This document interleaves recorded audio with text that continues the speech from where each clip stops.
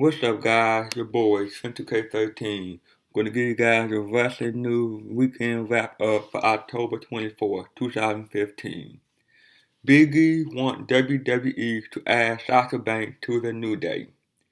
Big E want WWE to add Sasha Banks to the New Day. Speaking with Sports Illustrated Extra Mustard, he put her over as the person he want work with on Raw. Asked who he add to the New Day, he replied, and I quote, Sasha Banks, no question. She probably my favorite wrestler on the planet right now.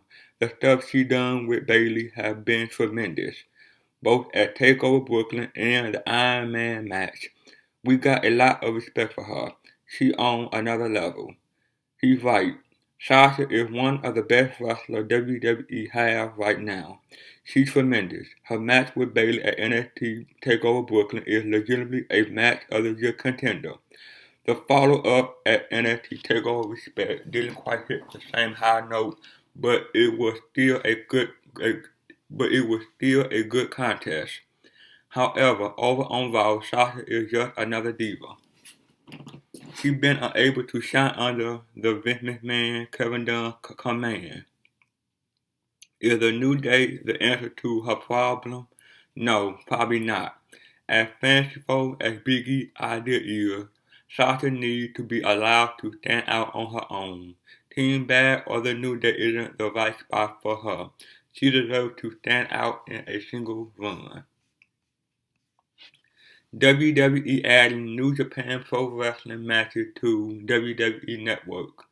The president of New Japan Pro Wrestling parent company has commented on WWE wanting to add New Japan matches to WWE Network. And I quote, one proposed idea would be for the WWE to show New Japan Pro Wrestling footage on the network. But this type of proposal just show that they don't see us as competition. Takashi Kidani wrote in a column on his Bushiroad website.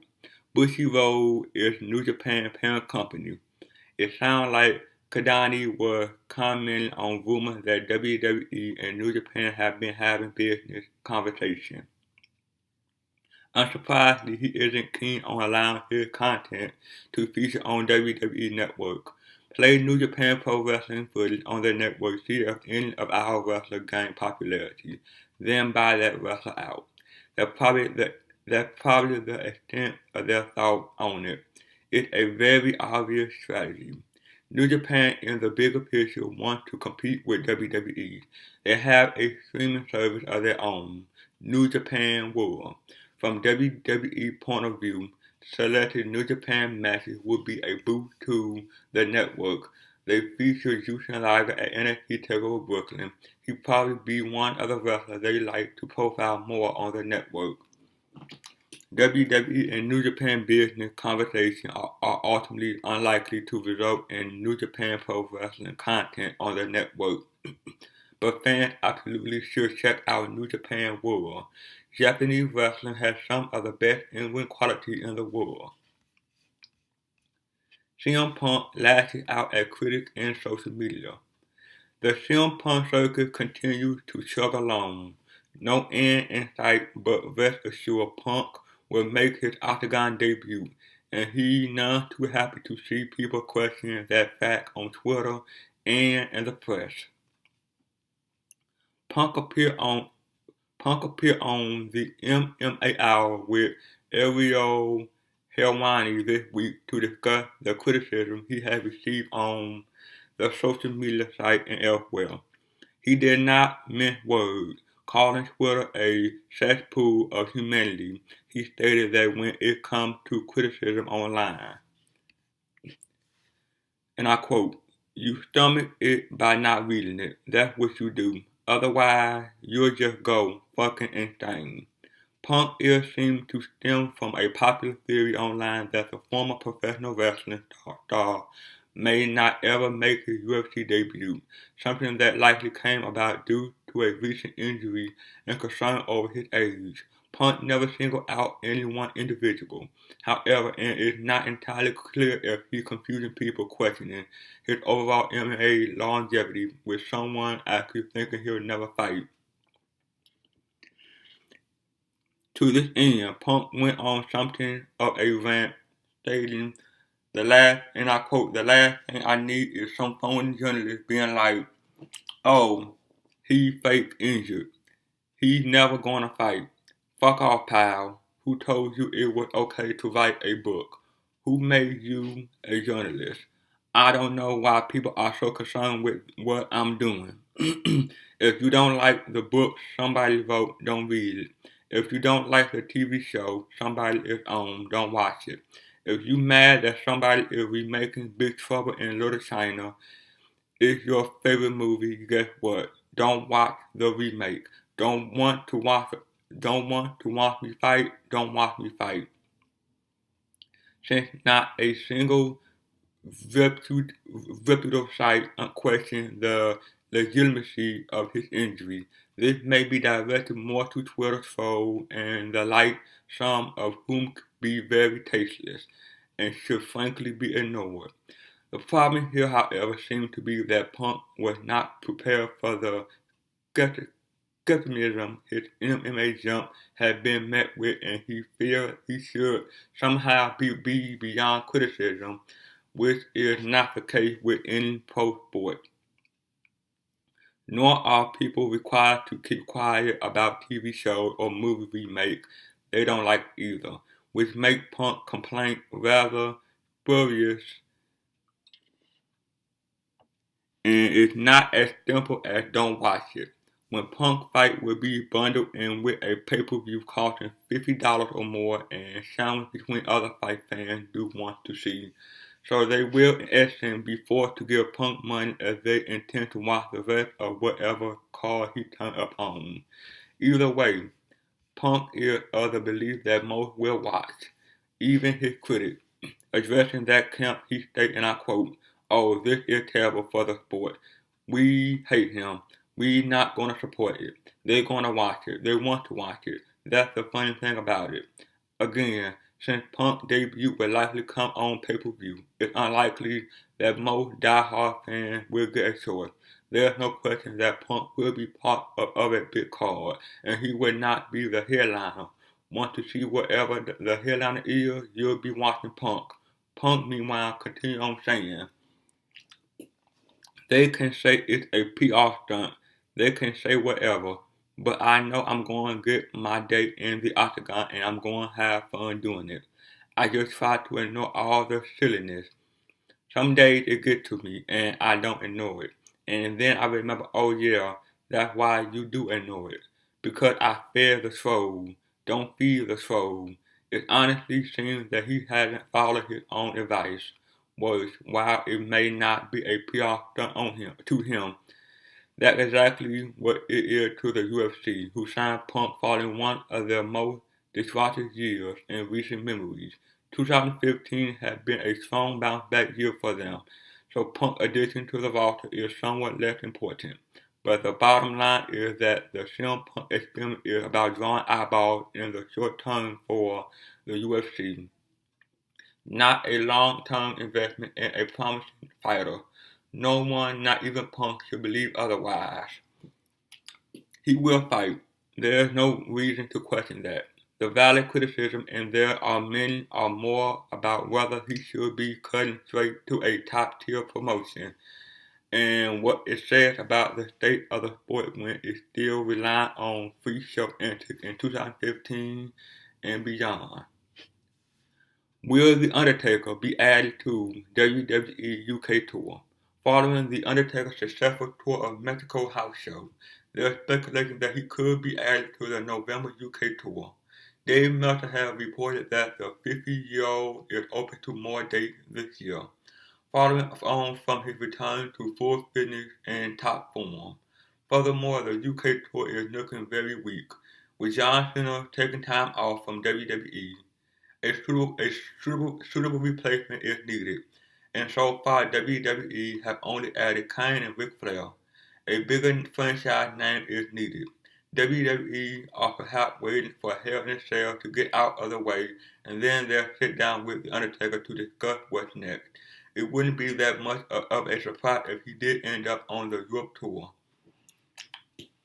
He always talked about a sense of obligation for doing what Vince McMahon asked of him, given that he just did the Mexican card to cover for a weak lineup. There got to be a chance WWE will look to do the same with Europe. He did actually appear in the UK a few years ago, wrestling the Shield on the London Raw in 2013 and working Dean Ambrose on the London SmackDown. It would be a major treat for the UK fan if he did come over, as the house show card or otherwise does. WWE developmental talent slammed for no showing indie date. WWE developmental talent Patrick Clark had been slammed for no showing an agreed date with Boston-based Millennium Wrestling Federation. Co-founder Dan Marvey posted the above to MWF YouTube channel, criticizing Clark for cutting of all contract regarding a pre-arranged appearance, and branding him a total diva for his conduct throughout. He also disparaged the youngster for locking into a reality show rather than forging a more traditional path to WWE stardom. According to Marvey, Clark agreed to appear at tonight's TV14 Fight Night as far back as August 31st, and even discussed transport with the promotion. He is then alleged to have ignored MWF follow-up message. The promoter had also accused Patrick of lying to WWE officials, claiming that he never agreed to appear in the promotion. Marvey also cited various prominent figures who previously performed in his promotion, even while under WWE contract, including Paul Bearer, Teddy Long, Al Snow, and Daniel Bryan. He repeatedly stresses the professional attitude of WWE with regard to indie booking and the typical leniency in such matters. Clark has remained quiet on this issue and hasn't posted anything from his Twitter account since October 8th, announcing a few days off from social media. Stone Cold Steve Austin will be at WWE Hell in a Cell. Stone Cold Steve Austin will be at WWE Hell in a Cell. He confirmed on his Unleashed podcast that he'll be attending the show, saying that he'll be in the building. He specifically said he'll be watching The Undertaker vs. Brock Lesnar.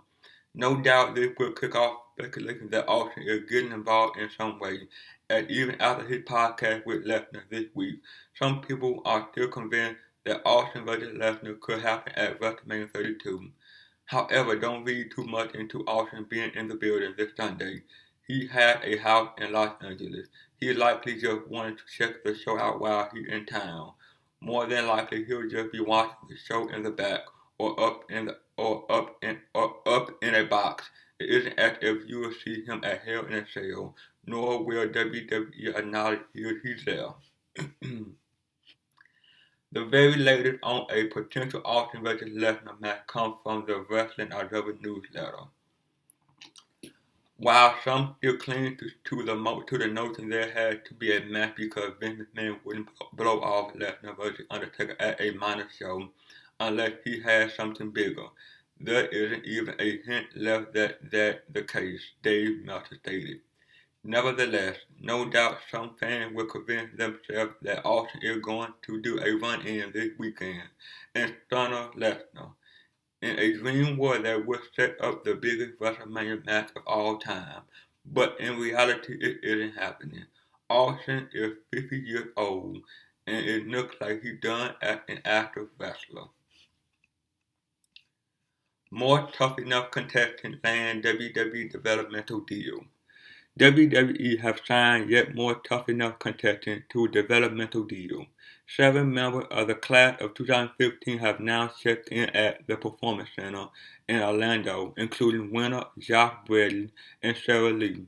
Joining them are Patrick Clark, whose fifth round is to cause a storm among fans and veterans alike, including Mick Foley, and fitness model Amanda Scacamano, who was signed several weeks ago. According to PWInsider.com,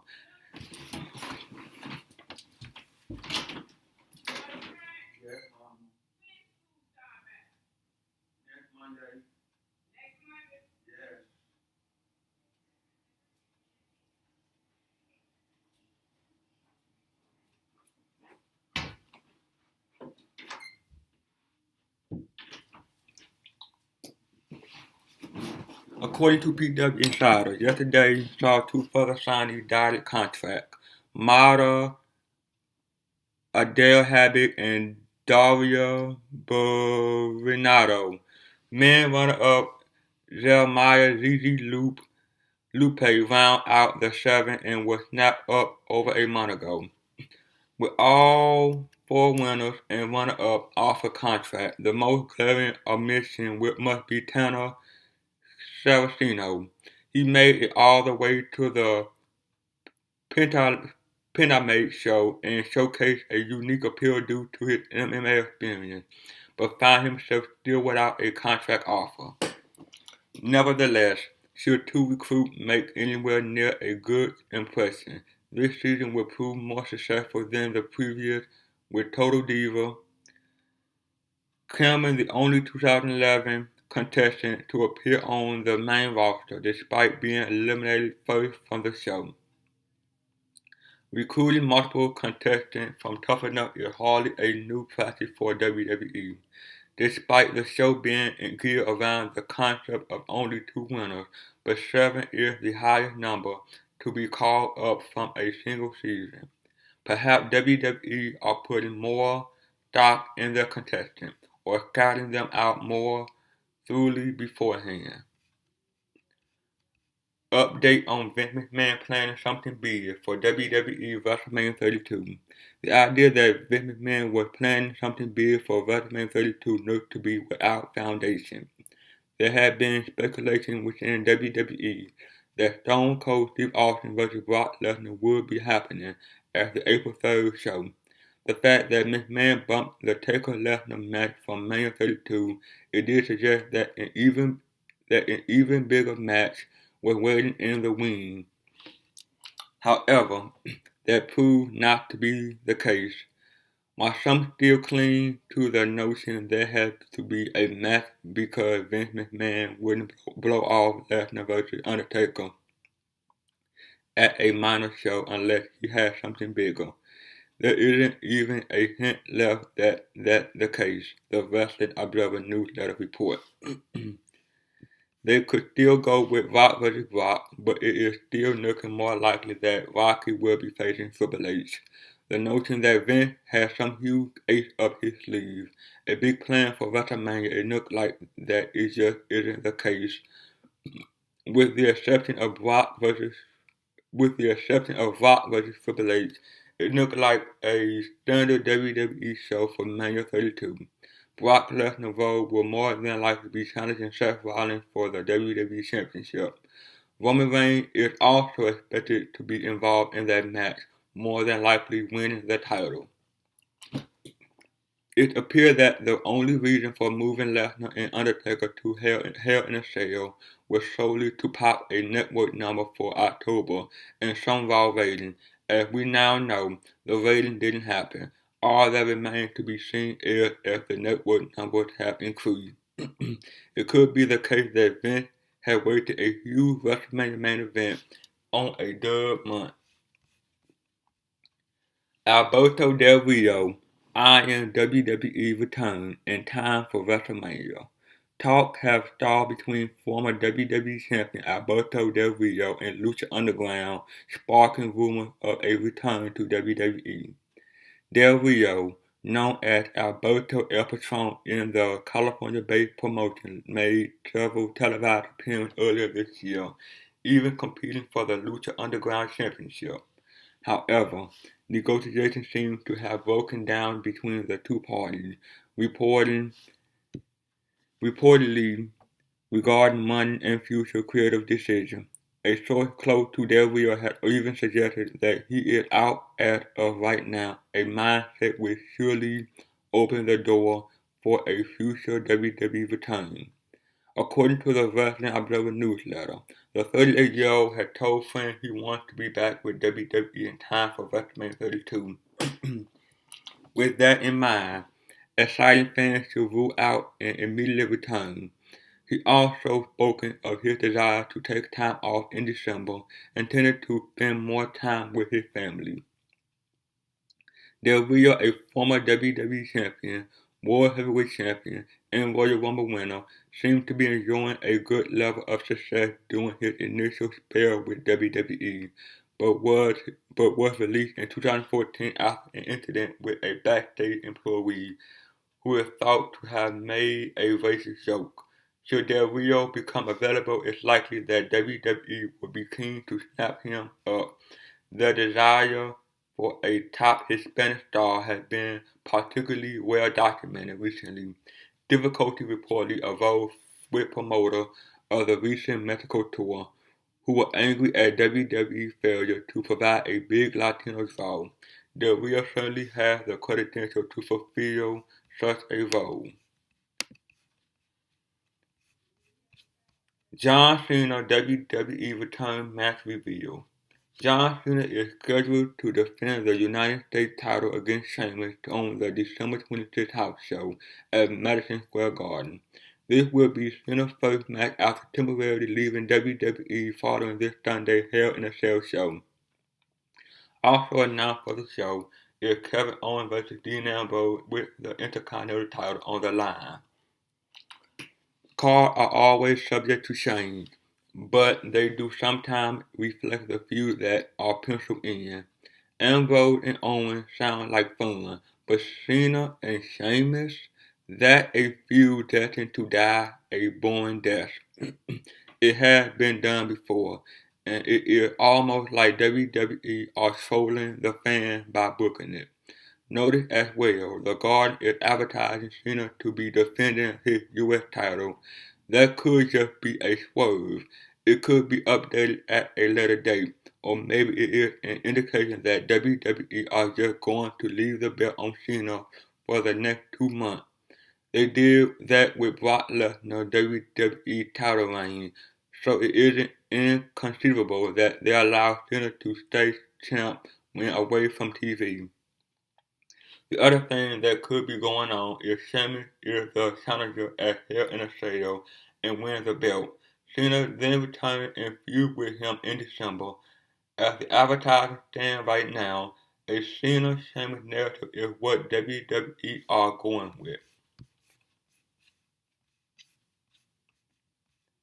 And finally, WWE interested in Ronda Rousey and Eric Bischoff for Stone Cold Podcast. WWE are interested in booking Ronda Rousey and Eric Bischoff for the WWE Network Stone Cold Steve Austin podcast. The Wrestling Observer reports that the name has been batted around recently. The interest in Rousey stems from the huge reaction she got when WWE played the WrestleMania 31 video at House Show. Rousey has been getting a bigger reaction than anyone, even The Rock, the Observer report states. There have even been some suggestion of Rousey doing an angle at Hell in a Cell to set something up for WrestleMania. However, with a UFC fight scheduled next month, it is unlikely she be involved with Hell in a Cell in any way. As for WrestleMania, she is due to be shooting a film in Indonesia around April 3rd next year. But booking her on the podcast at some point in the future shouldn't be a problem. It isn't like an interview would be that big of a deal to the UFC. As for Eric Bischoff, he looked like a certainty to do the podcast. He's on good terms with WWE and is one of the most fascinating personalities of the last 20 years. Bischoff also had great chemistry with Austin, as demonstrated when they did the co-GM gimmick on Raw in 2003. WCW and UFC themed episode of the Stone Cold podcast would definitely be great viewing. Well, that is, guys. Like, comment, subscribe. See you guys in the next one. Peace.